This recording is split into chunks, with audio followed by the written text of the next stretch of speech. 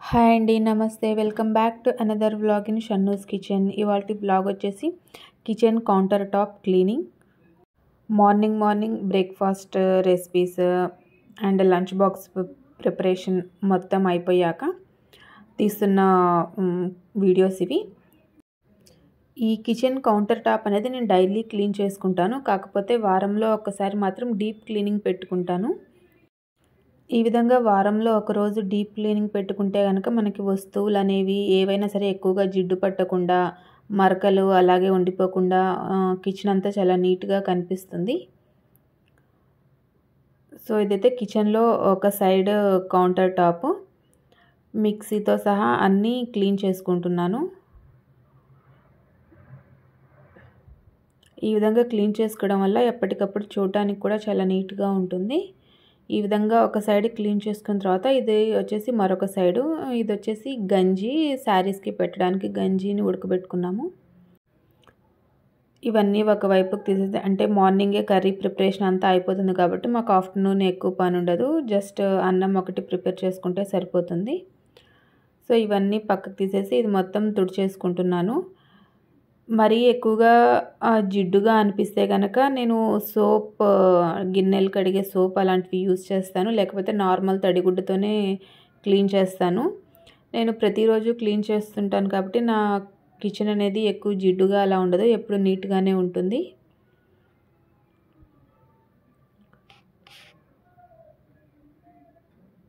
ఈ స్టాండ్ కూడా weekly once లేకపోతే ఒక 15 డేస్కి ఒకసారైనా క్లీన్ చేసుకుంటూ ఉంటాను. ఇంకా ఇవి ఉప్పు, కారం డబ్బాలు అయితే ఎప్పుడు అయిపోతే అప్పుడు రీఫిల్ చేసుకునే ముందు అవి మంచిగా వాష్ చేసుకుని రీఫిల్ చేసుకుంటాము. ఇలా చేసుకోవడం వల్ల మనకి ఇవి ఎక్కువగా మాసిపోవు, కడిగిన వెంటనే నీట్గా క్లీన్ అయిపోతాయి. మరి ఎక్కువగా ప్రెజర్ చేసి రుద్దే పని కూడా ఉండదు. సో ఈ ఉప్పు, కారం, పసుపు ఇలాంటివి ఎప్పుడు ఖాళీ అయితే అప్పుడు క్లీన్ చేసి మళ్ళీ రీఫిల్ చేసుకుంటూ ఉంటాము. ఈ స్టాండ్ కూడా అంతే, ఒక 10 డేస్కి 15 డేస్కి ఈ విధంగా అంతా తుడుచుకుంటాను. దాని మీద ఉన్న షీట్స్ కూడా బాగా తుడుచుకుంటాను. ట్యాప్ కింద ఒకసారి బాగా వాష్ చేసుకొని పొడిగుడ్డతో తుడుచుకుంటే కనుక మనకి షీట్స్ అనేవి క్లీన్గా ఉంటాయి, ఎక్కడ మురికి అనేది ఉండదు, చాలా నీట్గా కనిపిస్తాయి. అదేవిధంగా స్టాండ్ కూడా ఒకసారి బాగా తుడుచుకుంటాను.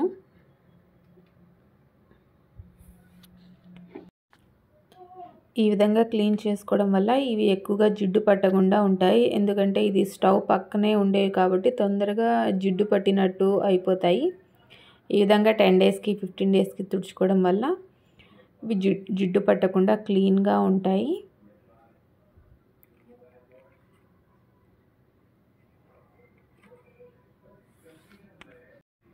ఈ విధంగా షీట్ని అంతా క్లీన్ చేసుకుని అన్నీ సెట్ చేసుకున్నాను. కింద సైడ్ కూడా అంతే.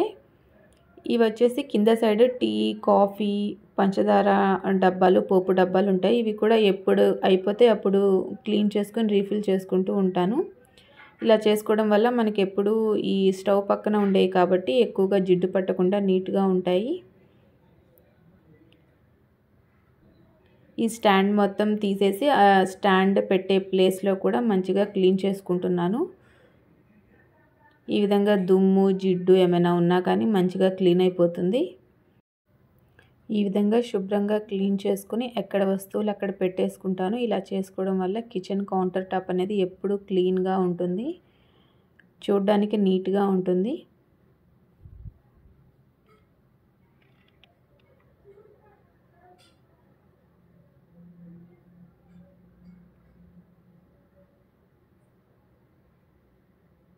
ఈ విధంగా అన్నీ ఒకదాని తర్వాత ఒకటి పక్కన సెట్ చేసుకుంటాను. ఇవి ఎప్పుడు రెగ్యులర్ ప్లేసెస్.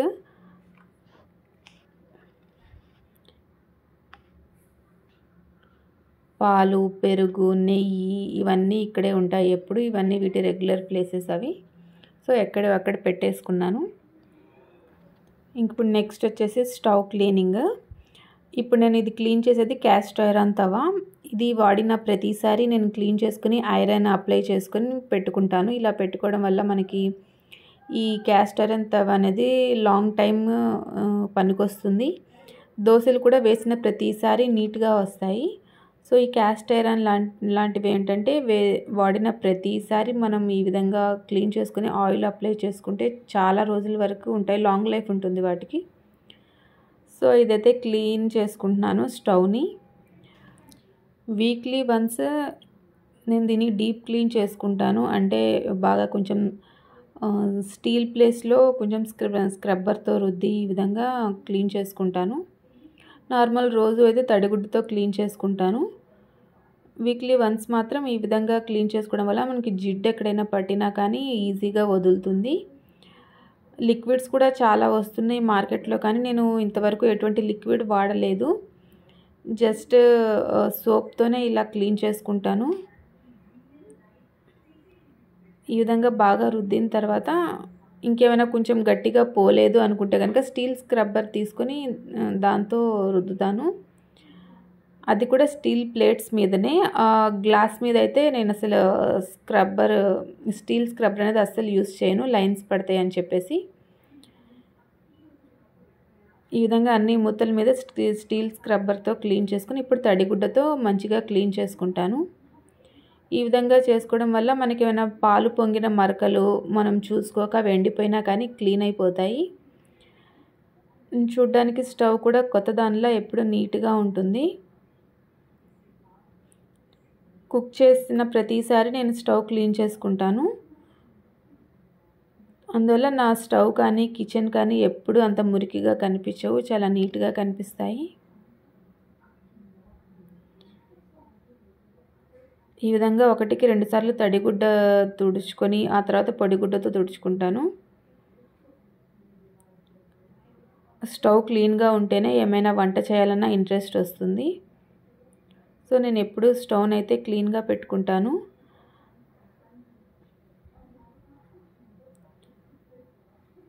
సో ఇదైతే ఒక స్మాల్ బిజినెస్ అప్డేట్. నేనైతే చిన్న స్మాల్ బిజినెస్ ఒకటి స్టార్ట్ చేశాను, సమ్రీన్స్ హోమ్ ఫుడ్ అనేది. ఆ డీటెయిల్స్ అన్నీ నేను యాడ్ చేస్తాను. సో ఇదైతే నాకు వచ్చిన ఆఫ్లైన్ ఆర్డర్ రాగి లడ్డూలు. ఈ రాగి లడ్డూలు నేను రాగుల్ని బాగా వేయించి ప్రిపేర్ చేస్తాను. 1/2 kg రాగి లడ్డు ఆర్డర్ వచ్చింది. సో అందుకోసం ఇక్కడ నేను రాగి లడ్డూలు అయితే ప్రిపేర్ చేస్తున్నాను. చాలా హైజీనిక్గా మంచి క్వాలిటీతో ప్రిపేర్ చేస్తాను. క్వాలిటీలో క్వాంటిటీలో ఎటువంటి తేడా అయితే రాదు. సో ఆ నెంబర్తో మీరు ఆర్డర్ చేసుకోవచ్చు. ఆ వాట్సాప్ నెంబర్కి మీరు హాయ్ అని మెసేజ్ చేస్తే నా దగ్గర ఐటమ్స్ లిస్ట్ అనేది మీ వాట్సాప్కి మెసేజ్ వచ్చేస్తుంది. సో మీరు ఆర్డర్ చేసిన తర్వాత మాత్రమే నేను ఫ్రెష్గా ప్రిపేర్ చేస్తాను. ముందే ప్రిపేర్ చేసుకొని ఉంచుకొని మీరు ఆర్డర్ చేశాక డెలివరీ చేయడం అనేది ఉండదు. మీరు ఆర్డర్ ఏదైతే చేస్తారో అది మాత్రమే ప్రిపేర్ చేస్తాము. ముందే ప్రిపేర్ చేసి అయితే ఉండదు. చాలా హైజీనిక్గా క్వాలిటీగా ప్రిపేర్ చేస్తాను. ఎవరైనా ఇంట్రెస్ట్ ఉన్న వాళ్ళైతే తప్పకుండా ఆర్డర్ చేసుకోండి. ఇందులో ఎటువంటి ప్రిజర్వేటివ్స్ ఉండవు, పామ్ ఆయిల్ ఉండదు, మైదా ఉండదు, షుగర్ ఉండదు. అన్నీ బెల్లం నేతితో చాలా హెల్తీగా ప్రిపేర్ చేస్తాను. ప్రజెంట్ అయితే నాన్ వెజ్ పచ్చళ్ళు, కొన్ని రకాల హెల్తీ లడ్డూలు అయితే నా లిస్ట్లో యాడ్ చేసుకున్నాను. అందులో మీకు కావాల్సిన ఐటమ్ని నాకు వాట్సాప్ చేస్తే మీరు వాట్సాప్ చేశాక మాత్రమే నేను ఐటమ్ని ప్రిపేర్ చేస్తాను. ముందుగా అయితే మా దగ్గర ఉండదు. సో ఇదండి నా స్మాల్ బిజినెస్ అప్డేట్. ఎవరికైనా ఇంట్రెస్ట్ ఉంటే కనుక స్క్రీన్ మీద ఉన్న నెంబర్కి హాయ్ అని మెసేజ్ చేయండి. ఇదైతే ఈవినింగ్ వ్లాగ్. ఈవినింగ్ వచ్చేసి నేను ఆలు కుర్మాను కిచిడి ప్రిపేర్ చేస్తున్నాను. సో అందుకోసం ఒక కుక్కర్ తీసుకొని అందులో ఒక 3 నుంచి 4 టేబుల్ స్పూన్ల వరకు ఆయిల్ వేసుకున్నాను. ఆయిల్ కొంచెం హీట్ అయ్యాక పొటాటోస్, ఆనియన్స్, ఒక గ్రీన్ చిల్లీ కట్ చేసుకొని పెట్టుకున్నాను. ఈ మొత్తాన్ని ఒకేసారి వేసుకుంటున్నాను. ఇప్పుడు ఇందులో కొన్ని మసాలాలు యాడ్ చేసుకుందాము. ఇందులో కొంచెం ఉప్పు, ఒక 1/2 టీ స్పూన్ పసుపు వేసుకుంటున్నాను. కారం వేసుకుంటున్నాను, ఒక 2 టీ స్పూన్లు. రుచికి సరిపడా ఉప్పు కూడా వేసుకున్నాను. అలాగే ఒక 1/2 టీ స్పూన్ గరం మసాలా కూడా వేసుకోండి.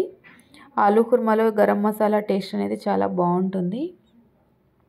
అదేవిధంగా ఒక టీ స్పూన్ వచ్చేసి అల్లం వెల్లుల్లి పేస్ట్ వేసుకోండి. ఈ విధంగా వేసుకున్న తర్వాత ఈ మొత్తాన్ని బాగా ఒక 2 నిమిషాల పాటు కలుపుకోవాలి.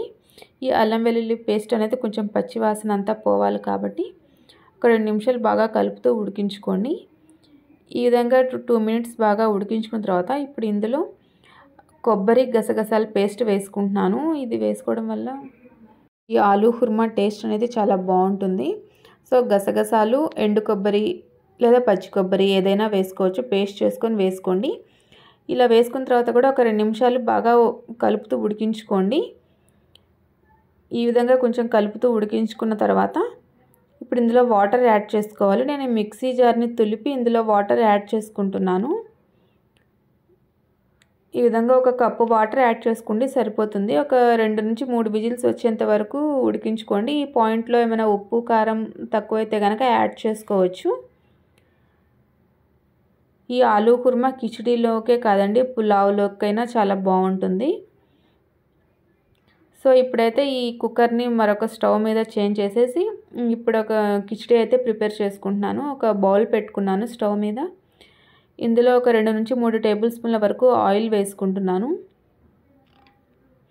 ఆయిల్ వేసుకున్న తర్వాత ఇందులో ఒక 2 టేబుల్ స్పూన్ల నెయ్యి కూడా వేసుకుంటున్నాను. కిచిడీలో ఈ నెయ్యి ఫ్లేవర్ అనేది చాలా బాగుంటుంది. సో కుదిరితే నెయ్యి కూడా వేసుకోండి. ఇందులో ఇప్పుడు కొన్ని మసాలా దినుసులు యాడ్ చేసుకుంటున్నాను. ఈ మసాలా దినుసులు 2 లవంగాలు, 2 యాలకులు, దాల్చిన చెక్క ఇవన్నీ యాడ్ చేసుకుంటున్నాను. ఈ మసాలా దినుసులన్నీ ఆయిల్లో 1 నిమిషం పాటు వేగిన తర్వాత ఇప్పుడు ఇందులో ఒక మీడియం సైజ్ ఆనియన్ని స్లైసెస్గా కట్ చేసుకున్నాను. ఈ స్లైసెస్గా కట్ చేసుకున్న ఆనియన్స్ని మంచి గోల్డెన్ కలర్ వచ్చేంత వరకు ఫ్రై చేసుకోవాలి. నేను ఇది తక్కువ క్వాంటిటీలో ప్రిపేర్ చేస్తున్నాను కాబట్టి జస్ట్ ఒక ఆనియన్ మాత్రమే వేసుకున్నాను.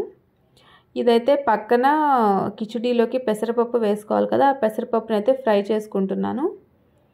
ఈ ఫ్రై చేసుకున్న ఈ పెసరపప్పుని మనం కడిగిన బియ్యంలో వేసుకొని నానబెట్టుకోవాలి.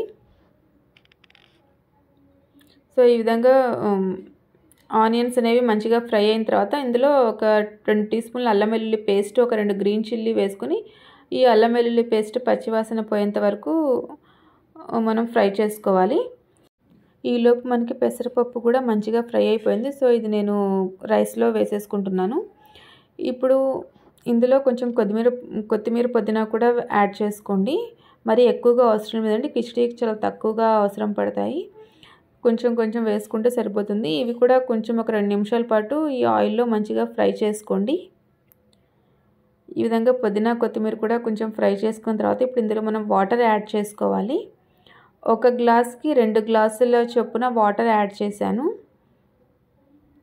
ఇది నేను నార్మల్ రైస్తో ప్రిపేర్ చేస్తున్నాను. కిచిడీ అనేది నార్మల్ రైస్తోనే టేస్ట్ బాగుంటుంది. దీనికి బాస్మతి అంత ఎక్కువగా వాడరు. సో నేను నార్మల్ రైస్తోనే ప్రిపేర్ చేస్తున్నాను. వాటర్ యాడ్ చేసుకొని కొంచెం సాల్ట్ కూడా యాడ్ చేసుకుంటున్నాను రుచికి సరిపడా. ఇప్పుడు ఎసరు వచ్చేంత వరకు మూత పెట్టి పక్కన పెట్టండి హై ఫ్లేమ్ మీద. ఎసరు వచ్చాక ఫ్లేమ్ కొంచెం తగ్గించి మనం ఆల్రెడీ నానబెట్టుకున్న బియ్యాన్ని వాటర్ అంతా వంపేసి ఈ వాటర్లోకి వేసేసుకోవాలి. ఒక 10 to 15 మినిట్స్ పాటు హై ఫ్లేమ్ మీద ఉడకనివ్వండి. ఈ విధంగా ఒకసారి బాగా కలుపుకొని ఒక 15 మినిట్స్ పాటు హై ఫ్లేమ్ మీద ఉడకనివ్వాలి. ఈలోపు మనకి కర్రీ కూడా రెడీ అయిపోయింది. ఇప్పుడు స్టవ్ ఆన్ చేసేసుకొని ఇందులో కొంచెం కొత్తిమీర యాడ్ చేసుకోండి. గ్రేవీ అనేది ఎక్కువగా ఉంటే కనుక ఒక 2 నుంచి 3 నిమిషాల పాటు స్టవ్ ఆన్ చేసుకొని కుక్ చేసుకోండి. లేదు సరిపోయింది అనుకుంటే కనుక మనం స్టవ్ ఆఫ్ చేసేసుకొని సర్వ్ చేసేసుకోవచ్చు. అంతేనండి, సింపుల్గా ఆలూ కుర్మా అయితే రెడీ. ఇది కిచిడీ, పులావ్లోకి ఎందులోకైనా బాగుంటుంది. ఒకసారి తప్పకుండా ట్రై చేయండి. కిచిడీ కూడా మనకి కుక్ అవుతుంది. ఈ వాటర్ కొంచెం అబ్జర్వ్ అయ్యేంత వరకు మనకి ఫ్లేమ్ అనేది హైలోనే ఉండాలి. ఈ విధంగా వాటర్ అబ్జర్వ్ అయిన తర్వాత ఇప్పుడు ఫ్లేమ్ అనేది తగ్గించేసి ఒక 10 to 15 మినిట్స్ పాటు దమ్ ఇవ్వాలి.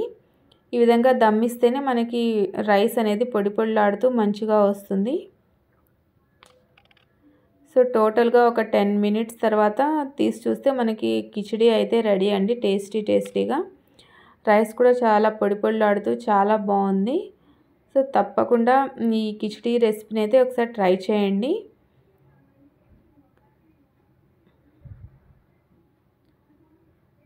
ఇవాల్టి ఈ సింపుల్ వ్లాగ్ కనుక మీకు నచ్చినట్టయితే షన్నూస్ కిచెన్ని లైక్ చేయండి, షేర్ చేయండి అండ్ సబ్స్క్రైబ్ చేయండి. Thank you for watching.